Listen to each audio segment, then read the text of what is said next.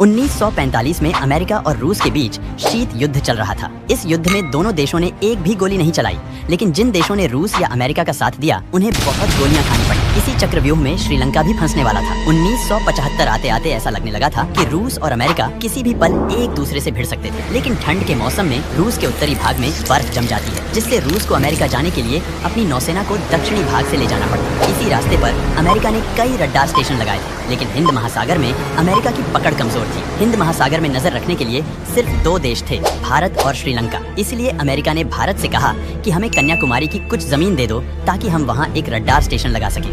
भारत ने कहा कि हम तो गुटनिरपेक्ष हैं, हम ना आपका साथ दे सकते हैं ना ही रूस का। फिर अमेरिका ने श्रीलंका को फुसलाते हुए कहा, आप हमें हम्बनटोटा के पास की कुछ जमीन भाड़े पर दे दीजिए, हम वहाँ रडार स्टेशन लगाएंगे, कीमत हम आपको मुंह मांगी देंगे। श्रीलंका खुश हो गया और कहा, ठीक है ले लो, लेकिन याद रखना पैसा मुंह मांगा चाहिए। अब इस खबर ने रूस के होश उड़ा दिए। उसने भारत से कहा, भाई कुछ करो, उत्तर से बर्फ जमी है, दक्षिण से अमेरिका हमें घेरने की तैयारी कर रहा है। अगर श्रीलंका में अमेरिका ने रडार स्टेशन लगा लिया तो हमारी कोई भी जहाज अमेरिका पहुंचने से पहले ही मारी जाएगी। भारत ने कहा, ठीक है कुछ करते हैं। भारत को खबर मिली कि श्रीलंका में तमिल जातियों पर श्रीलंकाई सेना बहुत जुल्म कर रही है, इसलिए तमिलों ने श्रीलंकाई सेना से लड़ने के लिए एक संगठन बनाया जिसका नाम लिट्टे था। यह संगठन श्रीलंका से आजादी चाहता था। यह खबर भारत ने रूस को दे दी। रूस ने श्रीलंका में गुप्त रूप से लिट्टे को हथियार भेजना शुरू कर दिया। देखते ही देखते लिट्टे एक ताकतवर संगठन बन गया। यह दुनिया का इकलौता उग्रवादी संगठन था जिसकी अपनी नौसेना और एयरफोर्स थी। श्रीलंकाई सेना और लिट्टे के बीच भयंकर युद्ध शुरू हो गया और रूस ने भारत से कहा, भाई बस बीच में हस्तक्षेप मत करना। थोड़े ही दिनों में श्रीलंका लगभग लिट्टे के कब्जे में आ गया।